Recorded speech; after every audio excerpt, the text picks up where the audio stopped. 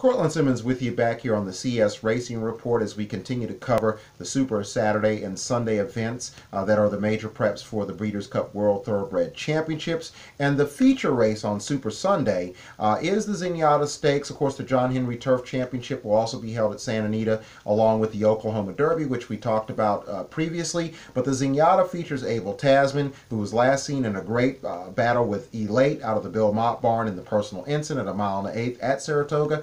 A race in which the rider of Elate claimed foul on Mike Smith, but the result stood as ABEL TASMAN was able to post her 6th Grade 1 victory of her career. And now she's using the Zenyatta upon returning to California as her prep for the Breeders' Cup Distaff. That's going to be the likely spot, although there are some people that believe she can get 1 1/4 mile and run against the older horses or run against males at the 10 furlong route. But it looks as though she'll be, Bob Baffert will be pointing her toward the Distaff to try to score her 7th Grade 1 win, and actually her 8th Grade 1 win if she can be fortunate enough to get her 7th here in the Zenyatta. She's the overwhelming 2-5 favorite. She comes out of the number 2 hole under Mike Smith. She'll be carrying 125 pounds, top weight.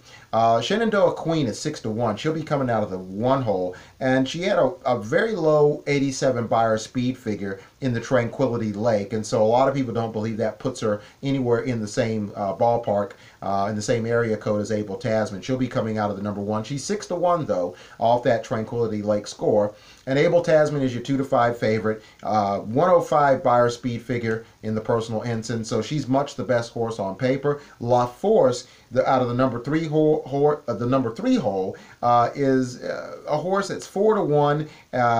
She ran a 99 Beyer speed figure in her last race, and if there's an uptick in improvement, she obviously merits a chance to hit the board for all the players that are looking to maybe find a valuable horse or a viable horse to play underneath ABEL TASMAN. If you believe she's going to live up to her favorite status, then you're going to be looking for whoever can, as I said before, help you fill that exacta box correctly, or the trifecta or the superfecta. Beyond La Force, if you think she can either upset ABEL TASMAN or can, finish underneath and fill out those boxes for you from a handicapping standpoint, is Valladori. Out of the Baffert barn, she's tailed off after having a very good 2017. She's 5-1 though, but she did not run particularly well in the Tranquility Lake, and she's been tailing off, and it would be basically the prevailing sentiment is that if she doesn't run well here, she's probably going to be retired, or they're going to have to go on a different plan for her. And usually in this case scenario, when you've seen a horse perform as well as she has and then fall from grace, usually retirement is the plan. That's the number 1 play. But we'll see what Valladori does. She's 5-1, and perhaps Bob Baffert will be justified in putting her in here. Lamuna is 20-1.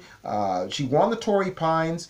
She's doing the turf. She's coming off the lawn to run on the dirt. Be very interesting to see if she can transition and be credible on the main track. So she comes in at 20-1. She's a 3-year-old, and we'll just see how she fares. And Fool's Paradise is at 30-1, another 3-year-old in the race. So right now you've got a couple 3-year-olds on the outside looking in. You got some decent odds, maybe odds that you would like to see increased by post time on the other horses that are facing ABEL TASMAN, who's going to be a prohibitive 2-5 favorite. We'll see what her odds will be upon post time, and that's what you're looking at right there. ABEL TASMAN is expected to put together, win her 7th Grade 1, and move on and be a number 1, if not the favorite, a top, if not number 1 or the top contender for the Breeders' Cup Distaff. And of course, as always, we will do a recap on the Zenyatta this coming Monday on the CS Racing Report. So stay right here at CS Racing Report for all your racing recaps on Super Saturday and Super Sunday.